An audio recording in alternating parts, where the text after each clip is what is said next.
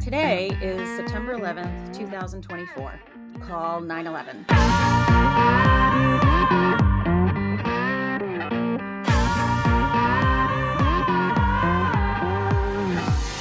Hi, I'm Carole Podell, and this is She Takes the Lead. Hi, everyone. It's Carole. I just want to give you a very, very significant heads up that I am going to be talking about 9/11 and describing my experience today of 9/11. So if this is not something that you want to or can listen to, please just turn this off now and go to another episode or go watch something that makes you smile, that helps you to emotionally process whatever you need to process. I'm going to take a moment and then I'll start.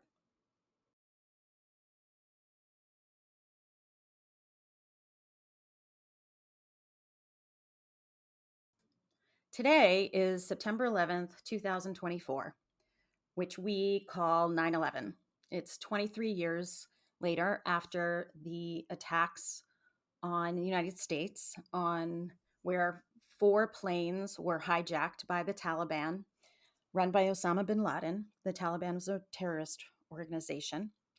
And 4 planes were hijacked. 2 planes were hijacked and crashed into the north and south towers of the World Trade Center. 1 plane crashed into the Pentagon, and 1 plane that was hijacked, the passengers revolted. And in lieu of what they thought was an attack that was supposed to be at the Capitol, at the US Capitol in Washington, D.C., ended up crashing in a field in Shanksville, Pennsylvania. Everybody in all of the planes died. And both towers, the north and south towers, after they crashed into the building, fell. They were two of the tallest buildings. I mean, they're the tallest structures in the United States. I don't know if they were the tallest in the United States, but it was one of them at the time. Certainly the tallest in New York. You could see it from everywhere. It was a monument.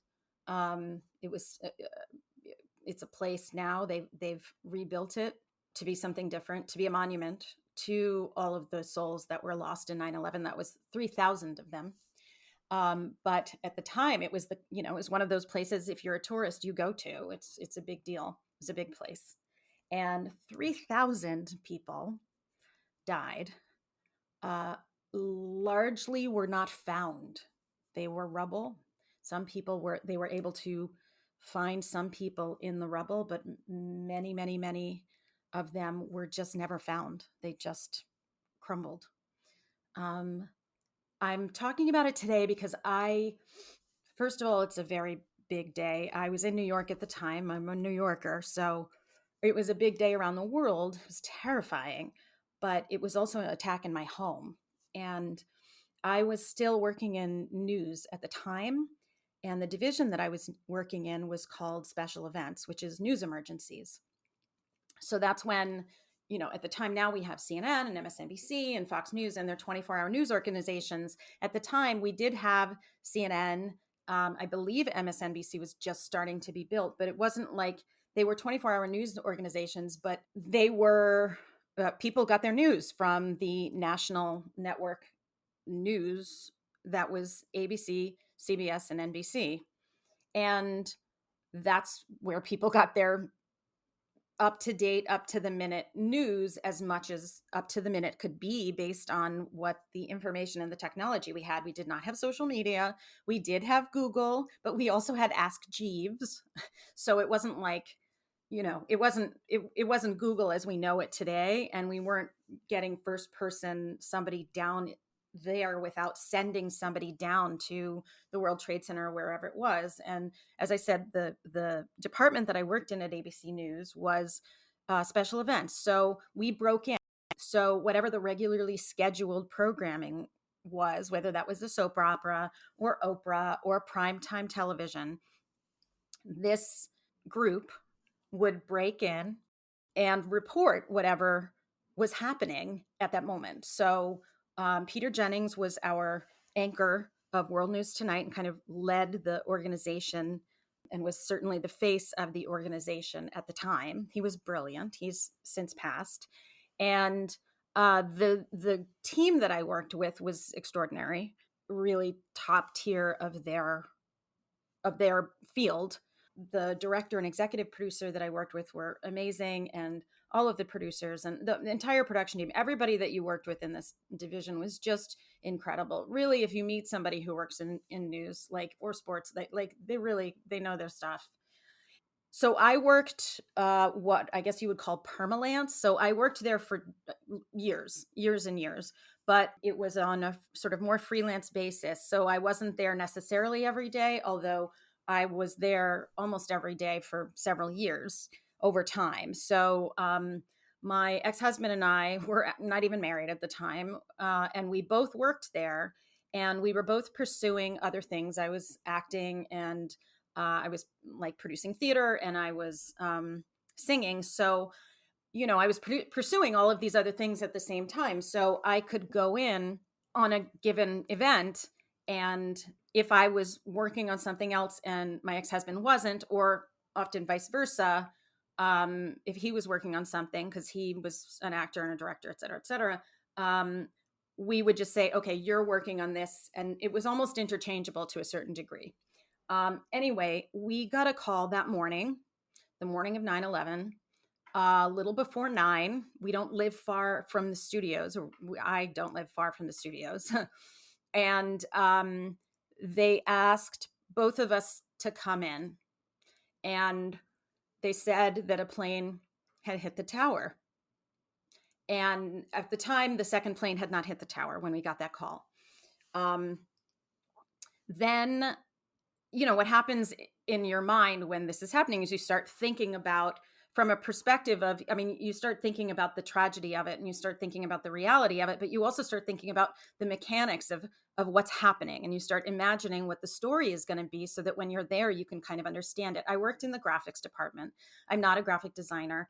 I worked with graphic artists who helped tell the story through graphics. So whether that's a map or a data bank or kind of an image of a bomb going off, there were several vehicles. You'll see them if you watch TV. There's lots and lots of vehicles of telling a story that aren't just the person talking, right? There's a lot of images and imagery that goes with it. So I worked with them on the production side to help on that side to narrate the story. And each graphic, it's kind of amazing how fast technology has changed, because it wasn't largely even on a computer at that point. They were big machines that different artists worked with. They drew on or they typed in and everything else, but they were computers, but they were machines. They weren't like a hard drive and a keyboard. So I came in a little before 9, and it was buzzing.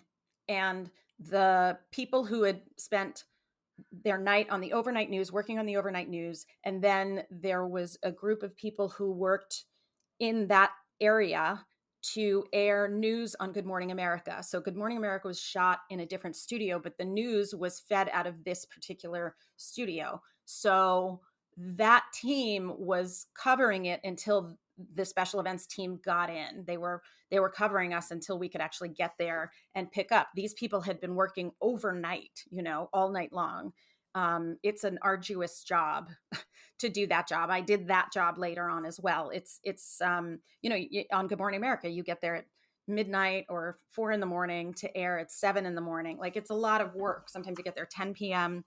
to air a daily show at 7 a.m. So it's a lot of arduous workers who are doing this behind the scenes. It's not as sexy as it sounds.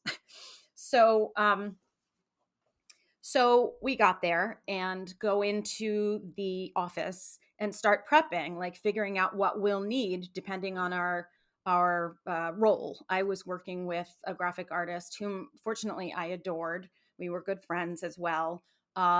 creating, I think, data banks and creating like full screen shots of information at the time. And then what they called lower thirds, which is basically like saying this is location or who you're talking, et cetera, et cetera. And started prepping. And then the second tower went down.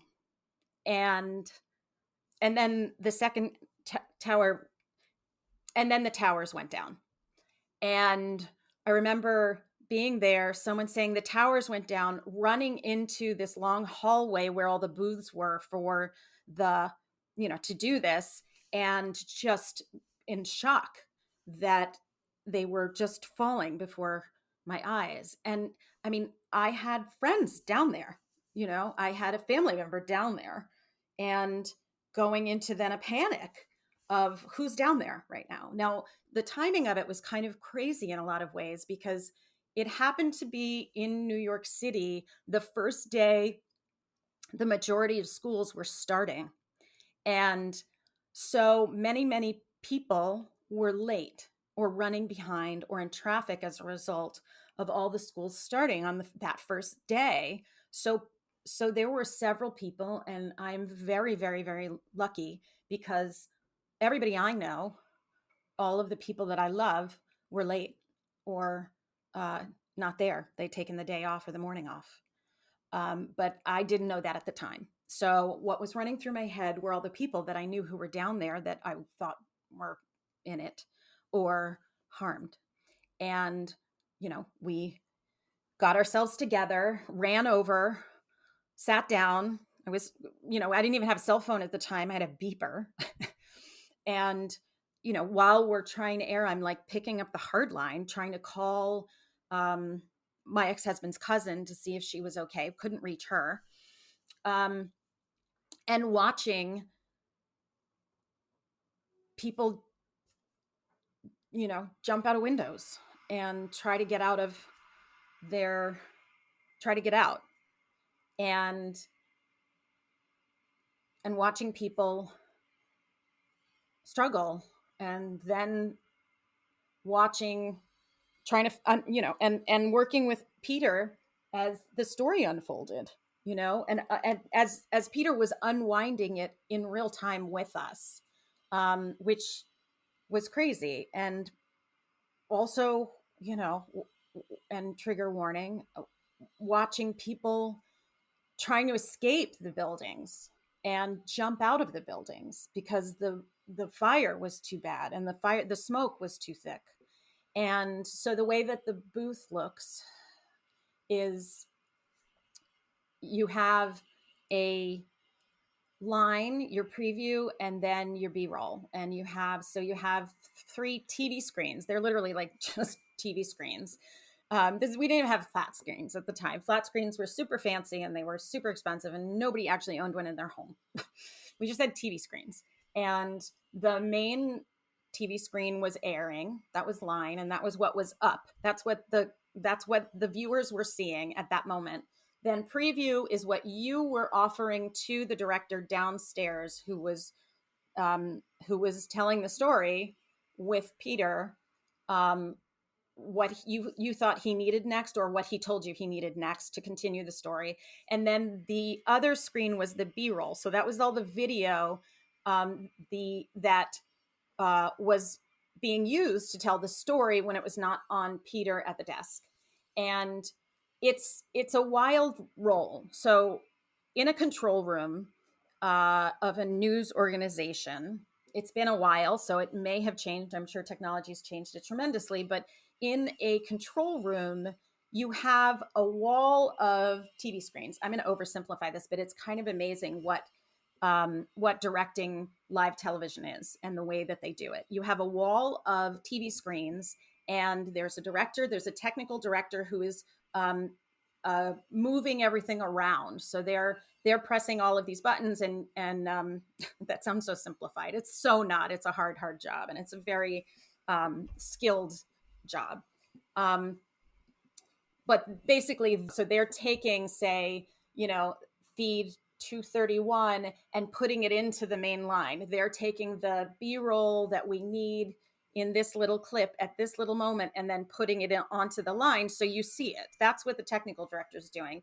the director is seeing all of the TV screens, listening to Peter at the same time, listening to the executive producer who is updating also in real time what the next part of the story is, because the executive producer is really, helping to write the story, but they're not like writing it themselves. It's not like it's coming out of their imagination. They're hearing all of the stories and deciding how and when to tell the story. Then the director is listening to that, listening to what the anchor is talking about, listening to what the correspondents, once they're talking about, and looking at the graphics, at the maps, at the video, at the audio if it's only audio, and marrying everything together as it needs to go in order to tell the story that's happening in real time.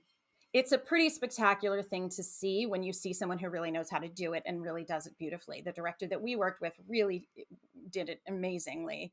And just to give you a very simple idea of what it sounds like, basically you have so you're sitting there in front of all of these screens, and every screen is labeled with a different number, and the director is saying, okay, say you're watching Peter anchor. The anchor is, so you're saying, all right, anchor, this is not how it's said, but I'm just trying to give you kind of a visual and a complexity of it. So I once watched this, and it was before I got into the industry really, and it was really extraordinary, where basically there was a bomb going off somewhere, and I watched this particular director, who was a man. They're both genders.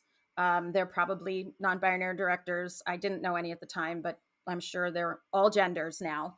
The director that I was working with was watching while Peter was narrating and talking about what was happening. And then as he was talking, I watched the director listen to what was happening. And while Peter was narrating what this bomb does, basically he said, take 231. That's an image of the plane flying over the sky, like flying through the sky. And then as it's flying through the sky and Peter is describing what the airplane is, he starts saying, and now a bomb will open up from the bay. And then the director says, take 33, for example, and it moves over to a graphic image of that same plane with the bomb now coming out from under the plane and dropping. And then he says, take 6. And that image is now a data bank image with a movable picture of the bomb itself opening up on itself. So you see each piece that is how it's made of, then listing out all of the explosives or whatever. And then you hear Peter's continuing to talk. He's continuing to tell the story, and then he rolls to B-roll footage of the actual bomb falling out of the plane and then opening up, so other like bullets, other projectiles go forward and then drop down just before it hits the ground. And then he goes back to another, let's say, take 5. He goes back to another graphic that is moving, that the bomb lands, and then goes back to Peter, who continues talking about it. And this all happens. I mean, I don't know, that probably took me a minute and a half to describe. This literally all happens within, I don't know, 15 seconds. It's pretty spectacular. And hard because it's hard because it's complex, but it's also hard, like, especially when you're doing something that is personal to you, when you're covering something that's personal to you, you really have to compartmentalize what's happening in your reality versus what's happening in your work. I mean, it's like, I don't know, everybody's got different roles and different jobs and thrives in different environments. I tend to thrive in emergencies, or certainly did, which is ironic because I have anxiety, maybe why, or at least they may be hand in hand. But what's interesting is that the the hot seat. It's a very hot seat. uh, and you really need to be thinking straight while you're doing it. And, in the middle of this, your world is crumbling and you're scared for your life. You're scared for your family's life. And we went through the next 100 hours in those booths. I think we went home for a few hours a night.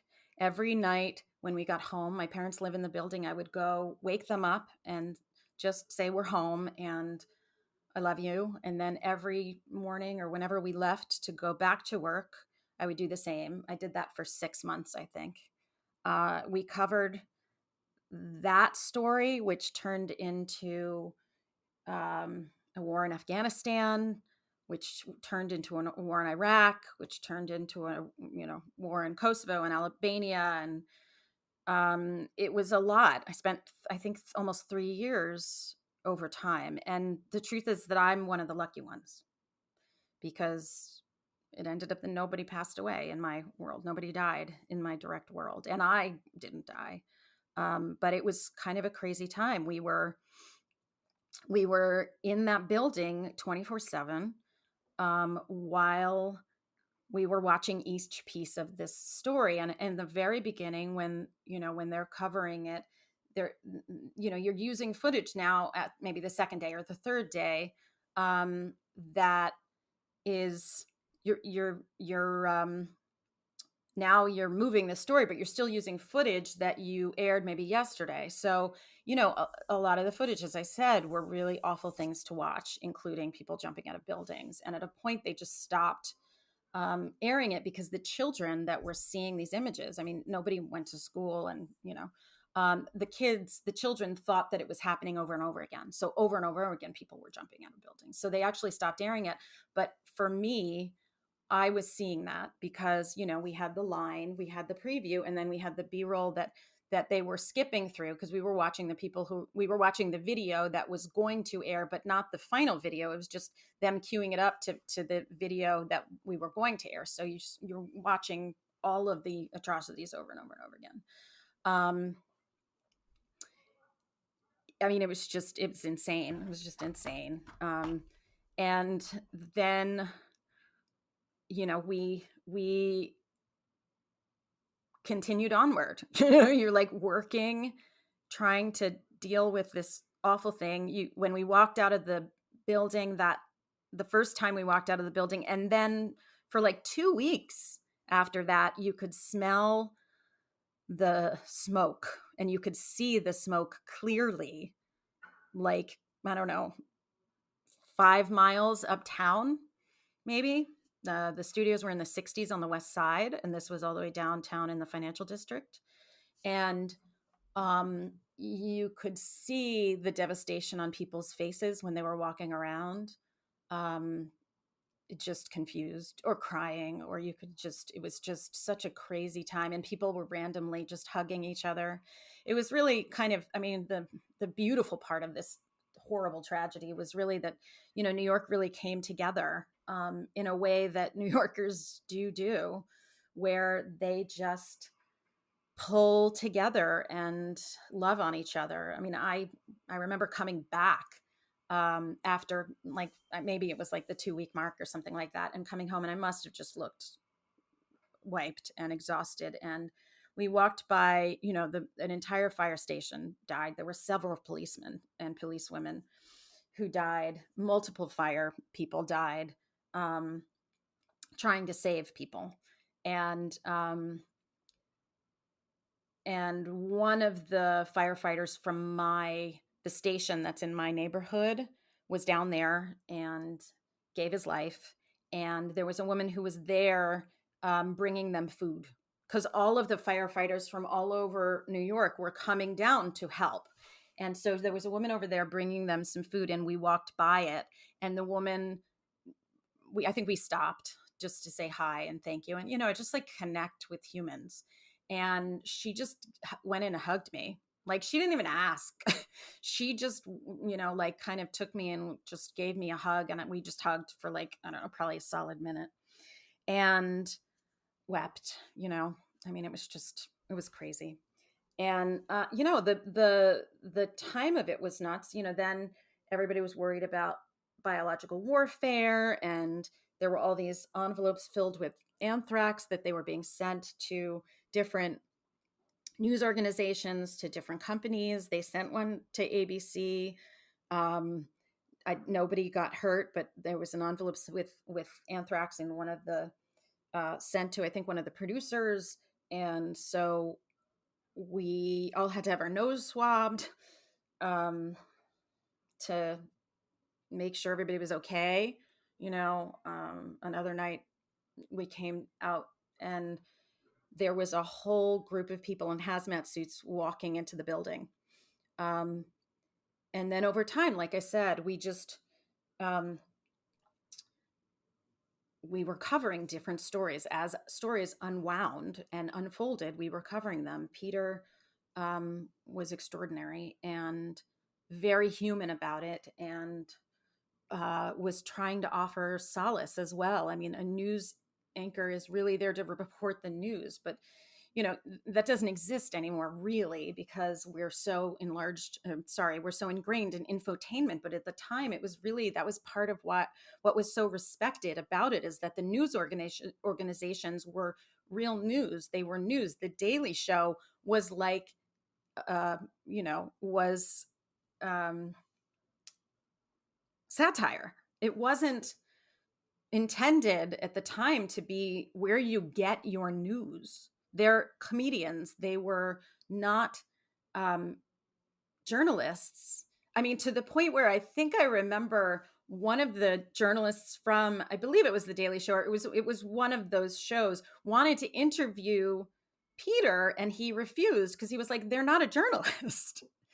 And at some point later, I remember Peter was interviewing that journalist, in the irony of it, because they then established themselves as a certain kind of journalist. Anyway, he really crossed over, and as did all of the others, as did we all, because we had to be human and try to offer some sanity and some semblance of understanding of something that was just not fathomable. And every year since then, you know, since social media, since all of it, my Facebook, my Instagram, and whatever other social media I have, and my friends, and we connect and we remember and we talk about it, and we show pictures, and people get upset because somebody's showing pictures that are triggering. And some people feel a lot of love, some people feel a lot of anger. They're brothers or sisters or daughters or sons, or grandchildren or nieces, nephews, all of it, were there and died, or they're one person away from it. And so we take this day to remember. And that is what I am doing today, is I'm remembering all of those who lost their lives needlessly for this, over this, all the heroes and heroines who gave their lives to help others, including all of those who were not in it, who did not need to go down, who went down to help, to serve food, to give blankets, to take care of those who had been harmed by it, those who had been displaced by it. There were so many people who, like, were no longer in their homes as a result, and who then later died of cancer, of like lung cancer, because of all of the smoke and debris inhalation. And so this day, I remember them. I, to this day, can't really watch footage. I can't really, I've been down there to see the monument, like deliberately to go down and see the monument once, to pay my respects. It took almost 10 years for me to be able to do that. If I if one of the shows comes on, if there's like a show that's the history of that, or there's been a few shows, narrative shows that are not, not news shows, about 9/11 and about the production teams and about that. If I see images of um, bombs exploding over Baghdad, like pop, pop, pop, pop, and it's just these flashing lights over over darkness over Baghdad. I have an anxiety attack. That's happened a few times, and it's hard. And as I said, I'm lucky that I get to talk about it, that I'm here to talk about it. But I remember them, and I will continue every year and during this time and in between to talk about it and remember them and never forget. My role now, as I see it, is to keep talking about it, to keep trying to offer support, comfort, a safe space to feel, because I need that same support and comfort and safe space to feel and remember.